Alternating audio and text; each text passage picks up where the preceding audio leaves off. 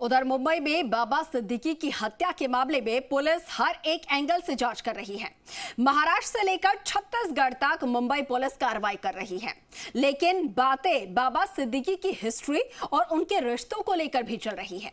कहा जाता है कि रियल एस्टेट में बाबा सिद्दीकी के जरिए ही डी कंपनी का पैसा लगाया जाता था और ये भी आरोप लगते हैं कि बाबा सिद्दीकी के ड्रग्स डीलर से भी रिश्ते थे। ये भी माना जाता है कि बाबा सिद्दीकी की हिस्ट्री जो है वो एक हिस्सा जिसकी वजह से उनके किरदार पर हमेशा शक का साया रहा। रिपोर्ट पेश है।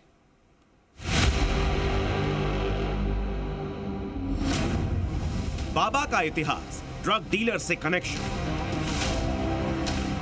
राजनीति में फर्श से अर्श तक पहुंचना, बॉलीवुड में बड़ी पकड़ रखना और आपराधिक मामलों में नाम आना। बाबा सिद्दीकी का कैरेक्टर डिकोड करना आसान नहीं। लंबे वक्त तक मुंबई के अंडरवर्ल्ड को कवर कर चुके वरिष्ठ पत्रकार बालकृष्ण साफ साफ कहते हैं, बाबा सिद्दीकी का नाम ड्रग डीलर्स के साथ भी आ चुका है। बहुत साल पहले फिलो खान जो बहुत बड़ा ड्रग स्मगलर है, तो आरूप पटनायक साहब जब भी डिप्यूटी कमिश्नर थे बांद्रा जोन के, उसने उसको पकड़ा था और आरूप जी ने तभी भी बताया और कल भी मैं जब भी उनसे बात किया, अभी वो सेवानिवृत्त है, उसने कहा कि बाबा का नाम उस कांड में वो उभर के आया था। तो ये एक बैकग्राउंड है। और आप जानते हैं कि इकबाल मिर्ची के केस में जो उनका ब्रदर इन लॉ जो है मिस्टर बिंद्रा, रंजीत बिंद्रा, उनके खिलाफ केस है और बाबा के ऊपर भी केस था, लेकिन आखिर में फाइनली क्या वो पता नहीं है, लेकिन केस तो चल रहा है। बाबा का इतिहास, अंडरवर्ल्ड से रिश्ते। बाबा सिद्दीकी उन चुनिंदा नेताओं में से एक है जिनका बॉलीवुड में रुतबा था। बाबा सिद्दीकी और बॉलीवुड के इस रिश्ते को लेकर भी कयास लगाए जाते हैं। पूर्व पुलिस अधिकारी पीके जैन कहते हैं कि अंडरवर्ल्ड का पैसा बाबा सिद्दीकी के जरिए भी बॉलीवुड में लगाया जाता था। आज भी बॉलीवुड बैंकों की वाइट लिस्ट में आने के बाद भी कि उनको फाइनेंस दिया जा सकता है, फाइनेंस मिलता नहीं है बैंकों से, तो उनको सारा पैसा कहीं ना कहीं बाहर से ही लेना पड़ता है। तो उसमें जो बॉलीवुड जो गैंग का पैसा है वो अब सीधा गैंग के पैसे के नाम से ना होते हुए कुछ स्पेसिफिक लोगों के थ्रू जाता है, जिनमें इनका भी नाम है।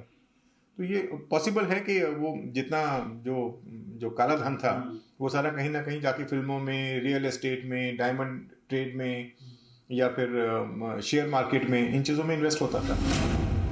बाबा का इतिहास, अवैध घुसपैठियों को बसाना। बाबा सिद्दीकी की पकड़ मुंबई के बांद्रा में थी। बांद्रा को मुंबई में संवेदनशील इलाका माना जाता है। इस इलाके में जमीन की कीमत भी ज्यादा है। कहते हैं अगर किसी बिल्डर को बांद्रा या उसके नजदीकी इलाकों में कोई प्रोजेक्ट बनाना होता था तो उसे बाबा सिद्दीकी की रजामंदी लेनी पड़ती थी। अगर बाबा ने मुहर नहीं लगाई तो प्रोजेक्ट बन ही नहीं सकता था।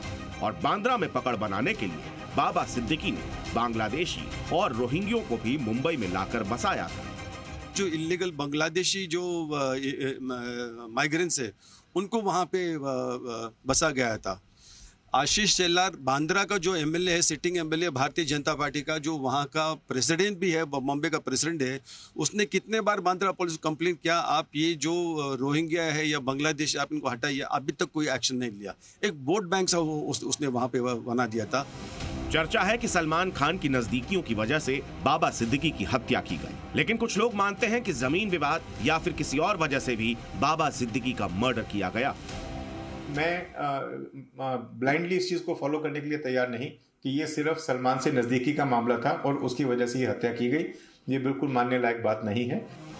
बाबा सिद्दीकी का मर्डर आज मुंबई की सबसे बड़ी मिस्ट्री बन चुका है। इस हत्या का राज जब खुलेगा तब ही पता चलेगा कि बाबा सिद्दीकी को गोली क्यों मारी गई, किसके कहने पर मारी गई। अंकुर त्यागी, मुंबई, जी मीडिया।